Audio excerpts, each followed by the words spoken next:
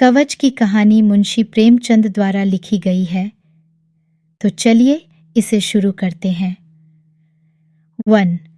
बहुत दिनों की बात है। मैं एक बड़ी रियासत का एक विश्वस्त अधिकारी था। जैसी मेरी आदत है, मैं रियासत की घड़ेबंदियों से पृथक रहता, न इधर अपने काम से काम रखता। काजी की तरह शहर के अंदेशे से दुबला न होता था। महल में आए दिन नए नए शिगुफे खिलते रहते थे, नए नए तमाशे होते रहते थे, नए नए षड्यंत्रों की रचना होती रहती थी। पर मुझे किसी पक्ष से सरोकार न था, किसी की बात में दखल न देता था, न किसी की शिकायत करता, न किसी की तारीफ।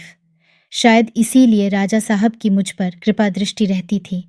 राजा साहब शीलवान, दयालु, निर्भीक, उदार और कुछ स्वेच्छाचारी थे। रेजिडेंट की खुशामद करना उन्हें पसंद न था।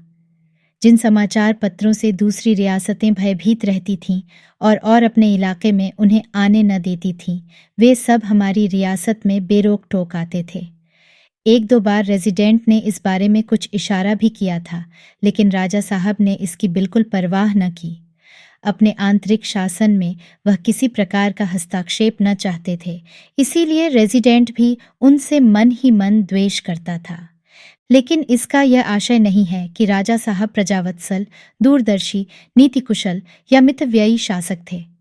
यह बात न थी। वे बड़े ही विलासप्रिय, रसिक और दुर्व्यसनी थे। उनका अधिकांश समय विषय वासना की ही भेंट होता था। रणवास में दर्जनों रानियां थीं, फिर भी आए दिन नई नई चिड़ियां आती रहती थीं। इस मद में लेश मात्र भी किफायत या कंजूसी न की जाती थी। सौंदर्य की उपासना उनका गौण स्वभाव सा हो गया था। इसके लिए वह दीन और ईमान तक की हत्या करने को तैयार रहते थे। वे स्वच्छंद करना चाहते थे, और चूंकि सरकार उन्हें बंधनों में डालना चाहती थी, वे उन्हें चिढ़ाने के लिए ऐसे मामले में असाधारण अनुराग और उत्साह दिखाते थे, जिनमें उन्हें प्रजा की सहायता और सहानुभूति का पूरा विश्वास होता था। इसलिए प्रजा उनके दुर्गुणों को भी सद्गुण समझती थी, और अखबार वाले भी सदैव उनकी निर्भीकता और प्रजाप्रम के राग अलापते रहते थे।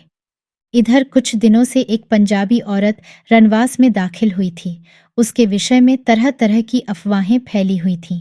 कोई कहता था मामूली बेश्या है, कोई एक्ट्रेस बतलाता था, कोई भले घर की लड़की। न वह बहुत रूपवती थी, न बहुत तरदार। फिर भी राजा साहब उस पर दिलोजान से फिदा थे। राजकाज में उन्हें यूं ही बहुत प्रेम न था, मगर अब तो वे उसी के हाथों बिक गए थे। वही उनके रोम रोम में व्याप्त हो गई थी। उसके लिए एक नया राजप्रसाद बन रहा था। नित्य नए नए उपहार आते रहते थे। भवन की सजावट के लिए यूरोप से नई नई सामग्रियां मंगवाई थीं। उसे गाना और नाचना सिखाने के लिए इटली, फ्रांस और जर्मनी के उस्ताद बुलाए गए थे। सारी रियासत में उसी का डंका बजता था। लोगों को आश्चर्य होता था कि इस रमणी में ऐसा कौन सा गुण है जिसने राजा साहब को इतना आसक्त और आकर्षित कर रखा है। एक दिन रात को मैं भोजन करके लेटा ही था कि राजा साहब हने याद फरमाया। मन में एक प्रकार का संशय हुआ कि इस समय खिलाफ मामूल क्यों मेरी तलबी हुई। मैं राजा साहब के अंतरंग मंत्रियों में से न था, इसलिए भय हुआ कि कहीं कोई विपत्ति तो नहीं आने वाली है। रियासतों में ऐसी दुर्घटनाएं अक्सर होती रहती हैं। जिसे प्रातः काल राजा साहब की बगल में बैठे हुए देखिए, उसे संध्या समय अपनी जान लेकर रियासत के 12 भागते हुए भी देखने में आया है। मुझे संदेह हुआ, किसी ने मेरी शिकायत तो नहीं कर दी। रियासतों में निष्पक्ष रहना भी खतरनाक है। ऐसे आदमी का अगर कोई शत्रु नहीं होता तो कोई मित्र भी नहीं होता। मैंने तुरंत कपड़े पहने और मन में तरह तरह की दुष्कल्पनाएं करता हुआ राजा साहब की सेवा में उपस्थित हुआ। लेकिन पहली ही निगाह में मेरे सारे संशय मिट गए। राजा साहब के चेहरे पर क्रोध की जगह विषाद और नैराश्य का गहरा रंग झलक रहा था। आंखों में एक विचित्र याचना झलक रही थी। मुझे देखते ही उन्होंने कुर्सी पर बैठने का इशारा किया और बोले, क्यों जी सरदार साहब, तुमने कभी प्रेम किया है? किसी से प्रेम में अपने आप को खो बैठे हो? मैं समझ गया कि इस वक्त अदब और लिहाज की जरूरत नहीं। राजा साहब किसी व्यक्तिगत विषय में मुझसे सलाह करना चाहते हैं। निसंकोच होकर बोला, दीन बंधु, मैं तो कभी इस जाल में नहीं फंसा। राजा साहब ने मेरी तरफ खासदान बढ़ाकर कहा, तुम बड़े भाग्यवान हो। अच्छा हुआ कि तुम इस जाल में नहीं फंसे। यह आंखों को लुभाने वाला सुनहरा जाल है। यह मीठा किंतु घातक विष है। यह वह मधुर संगीत है जो कानों को तो भला मालूम होता है, पर हृदय को चूर चूर कर देता है। यह वह माया मृग है जिसके पीछे आदमी अपने प्राण ही नहीं, अपनी इल्लत तक खो बैठता है। उन्होंने गिलास में शराब उंडेली और एक चुस्की लेकर बोले, जानते हो, मैंने इस सरफराज के लिए कैसी कैसी परेशानियां उठाई। मैं उसके भौहों के एक इशारे पर अपना यह सिर उसके पैरों पर रख सकता था, यह सारी रियासत उसके चरणों पर अर्पित कर सकता था। इन्हीं हाथों से मैंने उसका पलंग बिछाया है, उसे हुक्का भर भर कर पिलाया है, उसके कमरे में झाड़ू लगाई है। वह पलंग से उतरती थी तो मैं उसकी जूती सीधी करता था। इस खिदमत गुजारी में मुझे कितना आनंद प्राप्त होता था, तुमसे बयान नहीं कर सकता। मैं उसके सामने जाकर उसके इशारों का गुलाम हो जाता था। प्रभुता और रियासत का गरूर मेरे दिल से लुप्त हो जाता था। उसकी सेवा शुश्रूषा में मुझे तीनों लोक का राज्य मिल जाता था, पर इस जालिम ने हमेशा मेरी उपेक्षा की। शायद वह मुझे अपने योग्य ही नहीं समझती थी। मुझे यह अभिलाषा ही रह गई है कि वह एक बार अपनी उन मस्तानी रसीली आंखों से, एक बार उन ईरगुड़ भरे हुए होठों से मेरी तरफ मुस्कुराती। मैंने समझा था शायद वह उपासना की ही वस्तु है, शायद उसे इन रहस्यों का ज्ञान नहीं। हाँ, मैंने समझा था शायद अभी अल्हड़पन उसके प्रेमोद्गारों पर मुहर लगाए हुए है। मैं इस आशा से अपने व्यथित हृदय को तस्कीन देता था कि कभी तो मेरी अभिलाषाएं पूरी होंगी, कभी तो उसकी सोई हुई कल्पना जागेगी। राजा साहब एकाएक चुप हो गए, फिर कदे आदम शीशे की तरफ देखकर शांत भाव से बोले, मैं इतना कुरूप तो नहीं हूं कि कोई रमणी मुझसे इतनी घृणा करे। राजा साहब बहुत ही रूपवान आदमी थे। ऊंचा कद था, भरा हुआ बदन, सेव का सा रंग चेहरे से तेज झलकता था। मैंने निर्भीक होकर कहा, इस विषय में तो प्रकृति ने हुजूर के साथ बड़ी उदारता के साथ काम लिया है। राजा साहब के चेहरे पर एक क्षीण उदास मुस्कुराहट दौड़ गई, मगर फिर वहीं नैराश्य छा गया। बोले, सरदार साहब, मैंने इस बाजार की खूब सैर की है। सम्मोहन और वशीकरण के जितने लटके हैं उन सबों से परिचित हूँ, मगर जिन मंत्रों से मैंने अब तक हमेशा विजय पाई है वे सब इस अवसर पर निरर्थक सिद्ध हुए। अंत को मैंने यही निश्चय किया कि कुआं ही अंधा है, इसमें प्यास को शांत करने की सामर्थ्य नहीं। मगर शोक, कल मुझ पर इस निष्ठुरता और उपेक्षा का रहस्य खुला गया। आह, काश यह रहस्य कुछ दिन और मुझसे छिपा रहता, कुछ दिन और मैं इसी भ्रम, इसी अज्ञान अवस्था में पड़ा रहता। राजा साहब का उदास चेहरा एकाएक कठोर हो गया। उन शीत्र नेत्रों में ज्वाला सी चमक उठी। बोले, देखिए, ये वह पत्र है जो कल गुप्त रूप से मेरे हाथ लगे हैं। मैं इस वक्त इस बात हक की जांच पड़ताल करना व्यर्थ समझता हूँ कि ये पत्र मेरे पास किसने भेजे, उसे ये कहाँ मिले। अवश्य ही ये सरफराज की अहित कामना के इरादे से भेजे गए होंगे। मुझे तो केवल यह निश्चय करना है कि ये पत्र असली है या नकली। मुझे तो उनके असली होने में अणुमात्र भी संदेह नहीं है। मैंने सरफराज की लिखावट देखी है, उसकी बातचीत के अंदाज से अनभिज्ञ नहीं हूँ। उसकी जवान पर जो वाक्य चढ़े हुए हैं उन्हें खूब जानता हूँ। इन पत्रों में वही लिखावट है, कितनी भीषण परिस्थिति है। इधर मैं तो एक मधुर मुस्कान, एक मीठी अदा के लिए तरसता हूँ, उधर प्रेमियों के नाम प्रेम पत्र लिखे जाते हैं, वियोग वेदना का वर्णन किया जाता है। मैंने इन पत्रों को पढ़ा है, पत्थर सा दिल करके पढ़ा है, खून का घूंट पी पी कर पढ़ा है और अपनी बोटियों को नोच नोच कर पढ़ा है। आंखों से रक्त की बूंदें निकल निकल आई हैं। यह दगा, यह त्रिया चरित्र मेरे महल में रहकर मेरी कामनाओं को पैरों से कुचलकर, मेरी आशाओं को ठुकराकर ये क्रीड़ांगें होती हैं। मेरे लिए खारे पानी की एक बूंद भी नहीं, दूसरे पर सुधा जल की वर्षा हो रही है। मेरे लिए एक चुटकी भर आटा नहीं, दूसरे के लिए शटरस पदार्थ परसे जा रहे हैं। तुम अनुमान नहीं कर सकते कि इन पत्रों की पढ़कर मेरी क्या दशा हुई। पहला उद्वेग जो मेरे हार हृदय में उठा वह यह था कि इसी वक्त तलवार लेकर जाऊं और उस बेदर्द के सामने यह कटार अपनी छाती में भोंक लूं, उसी के आंखों के सामने एड़ियां रगड़ रगड़ मर जाऊं। शायद मेरे बाद मेरे प्रेम की कद्र करे, शायद मेरे खून के गर्म छींटें उसके वज्र कठोर हृदय को द्रवित कर दें। लेकिन अंतस्थल के न मालूम किस प्रदेश से आवाज आई, यह सरासर नादानी है, तुम मर जाओगे। और यह छलनी तुम्हारे प्रेमोपहारों से दामन भरे दिल में तुम्हारी मूर्खता पर हंसती हुई दूसरे ही दिन अपने प्रियतम के पास चली जाएगी।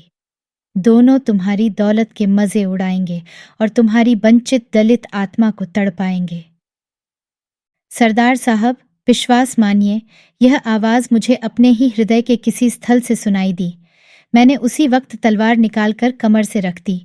आत्महत्या का विचार जाता रहा और एक ही क्षण में बदले का प्रबल उद्वेग हृदय में चमक उठा। देह का एक एक परमाणु एक आंतरिक ज्वाला से उत्तप्त हो उठा, एक एक रोए से आग सी निकलने लगी। इसी वक्त जाकर उसकी कपट लीला का अंत कर दूं। जिन आंखों की निगाह के लिए अपने प्राण तक निछावर करता था, उन्हें सदैव के लिए ज्योतिहीन कर दूं। उन विषाक्त अधरों को सदैव के लिए स्वरहीन कर दूं। जिस हृदय में इतनी निष्ठुरता, इतनी कठोरता और इतना कपट भरा हुआ हो, उसे चीरकर पैरों से कुचल डालूं। खून सा सिर पर सवार हो गया। सरफराज की सारी महत्ता, सारा माधुर्य, सारा भाव विलास दूषित मालूम होने लगा। उस वक्त अगर मुझ मालूम हो जाता कि सरफराज की किसी ने हत्या कर डाली है, तो शायद मैं उस हत्यारे के पैरों का चुंबन करता। अगर सुनता कि वह मरणासन्न है, तो उसके दम तोड़ने का तमाशा करता। खून का दृढ़ संकल्प करके मैंने दोहरी तलवारें कमर में लगाईं और उसके शयनागार में दाखिल हुआ। जिस द्वार पर जाते ही आशा और भय का संग्राम होने लगता था, वहां पहुंचकर इस वक्त मुझे वह आनंद हुआ जो शिकारी को शिकार करने में होता है। सरदार साहब, उन भावनाओं और उद्गारों का जिक्र न करूंगा जो उस समय मेरे हृदय को आंदोलित करने लगे। अगर वाणी में इतनी सामर्थ्य हो आई तो मन को इस चर्चा से उद्विग्न नहीं करना चाहता मैंने दबे पांव कमरे में कदम रखा। सरफराज विलासमय निद्रा में मग्न थी, मगर उसे देखकर मेरे हृदय में एक विचित्र करुणा उत्पन्न हुई। जी हाँ, वह क्रोध और उत्ताप न जाने कहाँ गायब हो गया। उसका क्या अपराध है? यह प्रश्न आकस्मिक रूप से मेरे हृदय में पैदा हुआ। उसका क्या अपराध है?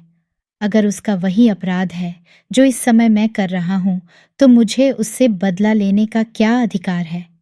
अगर वह अपने प्रियतम के लिए उतनी ही विकल, उतनी ही अधीर, उतनी ही आतुर है जितना मैं हूं, तो उसका क्या दोष है? जिस तरह मैं अपने दिल से मजबूर हूं, क्या वह भी अपने दिल से मजबूर रत्नों से मेरे प्रेम को बिसाहना चाहे, तो क्या मैं उसके प्रेम में अनुरक्त हो जाऊंगा? शायद नहीं। मैं मौका पाते ही भाग निकलूंगा। यह मेरा अन्याय है। अगर मुझ में वह गुण होते तो उसके अज्ञात प्रियतम में है, तो उसकी तबीयत क्यों मेरी ओर आकर्षित न होती? मुझ में वे बातें नहीं हैं कि मैं उसका जीवन सर्वस्व बन सकूं। अगर मुझे कोई कड़वी चीज अच्छी नहीं लगती, तो मैं स्वभावतः हलवाई की दुकान की तरफ जाऊंगा जो मिठाइयां बेचता है। संभव है धीरे धीरे मेरी रुचि बदल जाए और मैं कड़वी चीजें पसंद करने लगूं, लेकिन बलात् तलवार की नोक पर कोई कड़वी चीज मेरे मुंह में नहीं डाल सकता। इन विचारों ने मुझे पराजित कर दिया।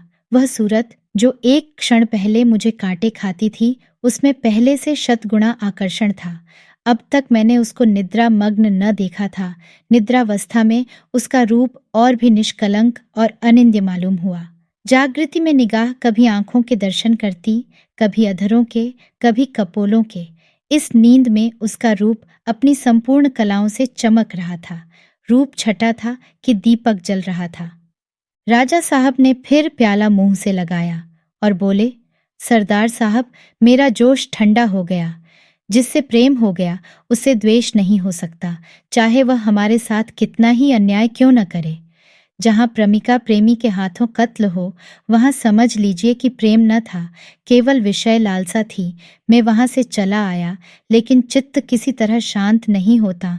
तबू से अब तक मैंने क्रोध को जीतने की भरसक कोशिश की, मगर असफल रहा। जब तक वह शैतान जिंदा है, मेरे पहलू में एक कांटा खटकता रहेगा, मेरी छाती पर सांप लौटता रहेगा।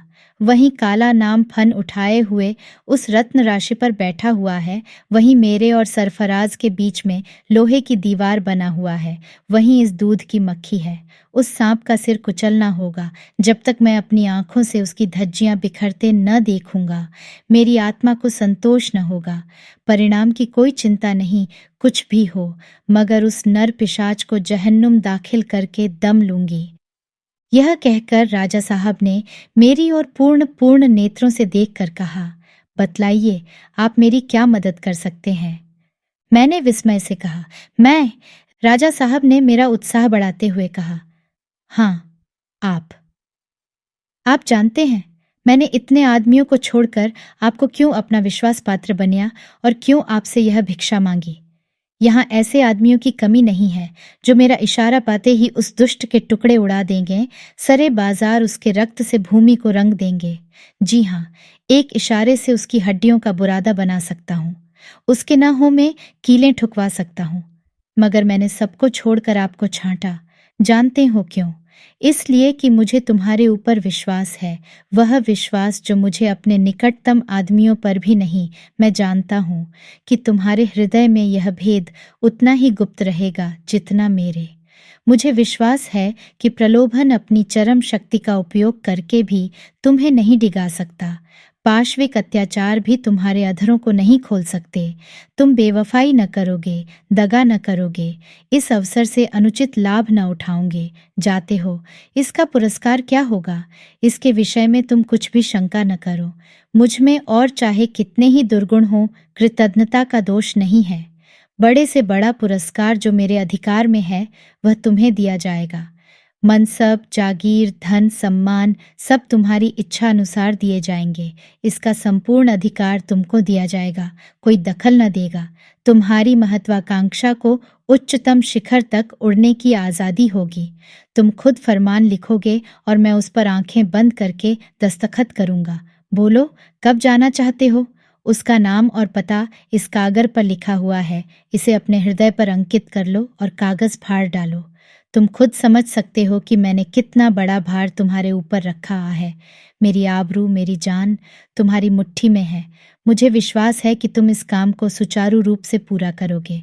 जिन्हें अपना सहयोगी बनाओगे, वे भरोसे के आदमी होंगे।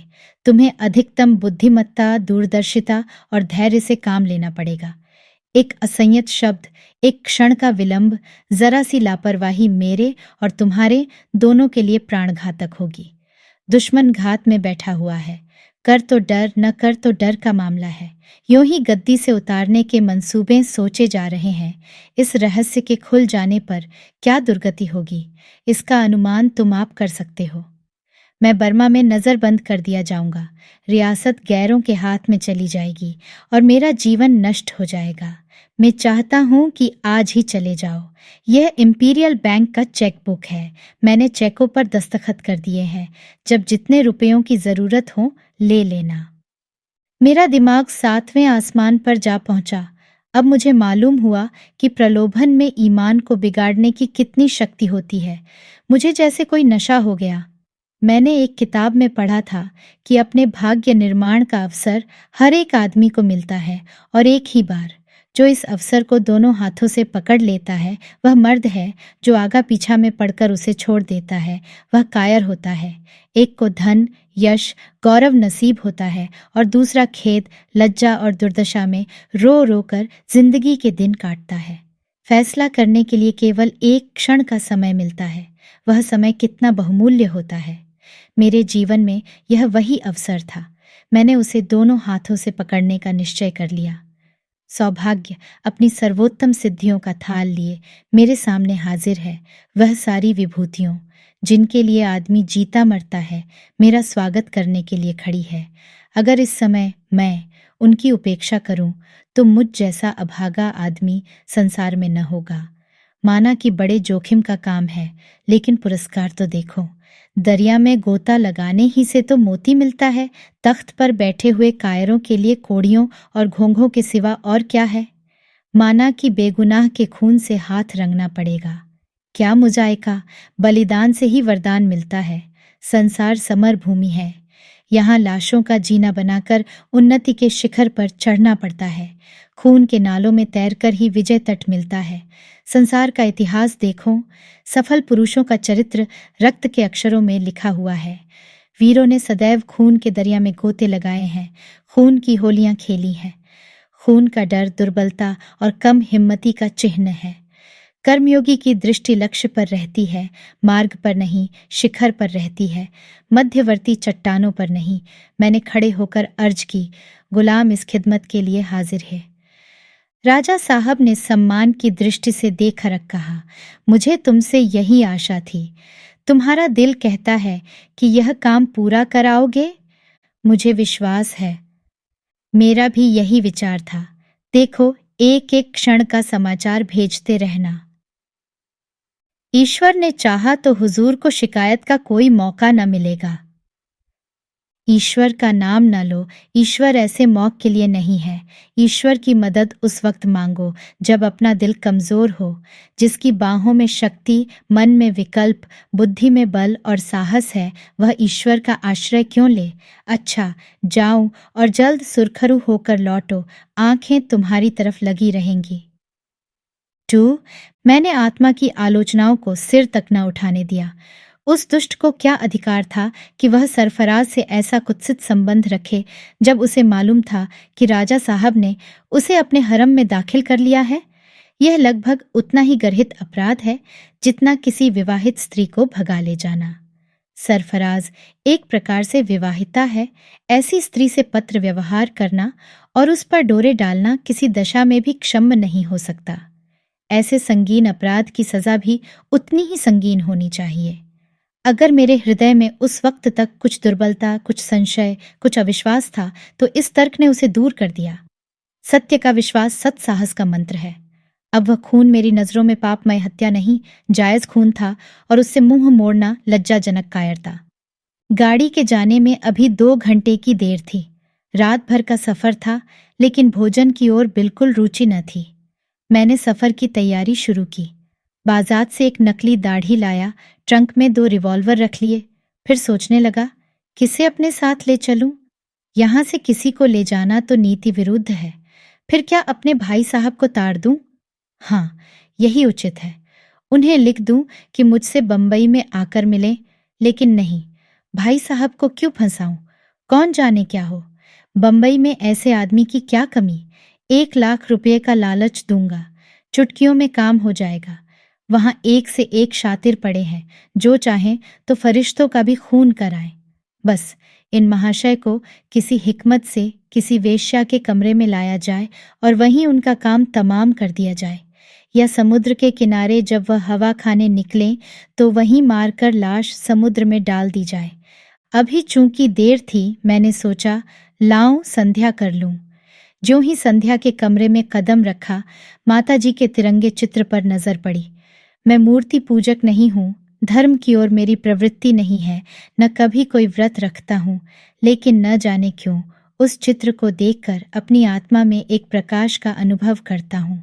उन आंखों में मुझे अब भी वही वात्सल्यमय ज्योति, वही दैवी आशीर्वाद मिलता है, जिसकी बाल स्मृति अब भी मेरे हृदय को गदगद कर देती है। वह चित्र मेरे लिए चित्र नहीं, बल्कि सजीव प्रतिमा है, जिसने मेरी सृष्टि की है और अब भी मुझे जीवन प्रदान कर रही है। उस चित्र को देखकर मैं यकायक चौंक पड़ा, जैसे कोई आदमी उस वक्त चोर के कंधे पर हाथ रख उदय जब वह सेंध मार रहा हो। इस चित्र को रोज ही देखा करता था, दिन में कई बार उस पर निगाह पड़ती थी, पर आज मेरे मन की जो दशा हुई वह कभी न हुई थी। कितनी लज्जा और कितना क्रोध, मानो वह कह रही थी, मुझे तुझसे ऐसी आशा न थी। मैं उस तरफ ताक न सका, फौरन आंखें झुका ली। उन आंखों के सामने खड़े होने की हिम्मत मुझे न हुई। वह तस्वीर की आंखें न थीं, सजीव, तीव्र और ज्वालामय, हृदय में पैठने वाली, नोकदार भाले की तरह हृदय में चुभने वाली आंखें थीं। मुझे ऐसा मालूम हुआ गिर पड़ूंगा। मैं वहीं फर्श पर बैठ गया। मेरा सिर आप ही आप झुक गया। बिल्कुल अज्ञात रूप से, मानो किसी दैवी प्रेरणा से मेरे संकल्प में एक में क्रांति सी हो गई। उस सत्य के पुतले, उस प्रकाश की प्रतिमा ने मेरी आत्मा को सजग कर दिया। मन में क्या क्या भाव उत्पन्न हुए, क्या क्या विचार उठे, इसकी मुझे खबर नहीं। मैं इतना ही जानता हूँ कि मैं एक सम्मोहित दशा में घर से निकला, मोटर तैयार कराई और 10 बजे राजा साहब की सेवा में जा पहुँचा। मेरे लिए उन्होंने विशेष रूप से ताकीद कर दी थी, जिस वक्त चाहूँ उनसे मिल सकूँ। कोई अड़चन न पड़ी। मैं जाकर नम्र भाव से बोला, हुजूर, कुछ अर्ज करना चाहता हूँ। राजा साहब अपने विचार में इस समस्या को सुलझाकर इस वक्त इत्मीनान की सांस ले रहे थे। मुझे देखकर उन्हें किसी नई उलझन का संदेह हुआ। त्योरियों पर बल पड़ गए, मगर एक ही क्षण में नीति ने विजय पाई। मुस्कुराकर बोले, हाँ हाँ, कहिए, कोई खास बात? मैंने निर्भीक है आकर कहा, मुझे क्षमा कीजिए, मुझसे यह काम न होगा। राजा साहब का चेहरा पीला पड़ गया। मेरी ओर विस्मत से देखकर बोले, इसका मतलब मैं यह काम न कर सकूंगा। क्यों? मुझ में वह सामर्थ्य नहीं है। राजा साहब ने व्यंग्यपूर्ण नेत्रों से देखकर कहा, शायद आत्मा जागृत हो गई। क्यों? वही बीमारी जो कायरों और नामर्दों को हुआ करती है। अच्छी बात है, जाओ। हुजूर, आप मुझसे नाराज न हो। मैं अपने में वह। राजा साहब ने सिंह की भांति आग्नेय नेत्रों से देखते हुए गरजकनर कहा, मत बको, नमक। फिर कुछ नम्र होकर बोले, तुम्हारे भाग्य में ठोकरें खाना ही लिखा है। मैंने तुम्हें वह अवसर दिया था जिसे कोई दूसरा आदमी दैवी वरदान समझता, मगर तुमने उसकी कद्र न की। तुम्हारी तकदीर तुमसे फिरी हुई है। हमेशा गुलामी करोगे और धक्के खाओगे। तुम जैसे आदमियों के लिए गेरुए बाने हैं और कमंडल तथा पहाड़ की गुफा। इस धर्म और अधर्म की समस्या पर विचार करने के लिए उसी वैराग्य की जरूरत है। संसार मर्दों के लिए है। मैं पछता रहा था कि मैंने पहले ही क्यों न इनकार कर दिया। राजा साहब ने एक क्षण के बाद फिर कहा, अब भी मौका है, फिर सोचो। मैंने उसी निशक तत्परता के साथ कहा, हुजूर, मैंने खूब सोचा लिया है। राजा साहब हाथ दांतों से काट कर बोले, बेहतर है, जाऊं और आज ही रात को मेरे राज्य की सीमा के बाहर निकल जाओ। शायद कल तुम्हें इसका अवसर न मिले। मैं न मालूम क्या समझकर तुम्हारी जान बख्शी कर रहा हूं। न जाने कौन मेरे हृदय में बैठा हुआ तुम्हारी रक्षा कर रहा है। मैं इस वक्त अपने आप में नहीं हूं, लेकिन मुझे तुम्हारी शराफत पर भरोसा है। मुझे अब भी विश्वास है कि हैस मामले किया तुम दीवार के सामने भी जबान पर न लाओगे। मैं चुपके से निकल आया और रातों रात राज्य के बाहर पहुंच गया। मैंने उस चित्र के सिवा और कोई चीज अपने साथ न ली। इधर सूर्य ने पूर्व की सीमा में पर्दापण किया, उधर मैं रियासत की सीमा से निकल कर अंग्रेजी इलाके में जा पहुंचा।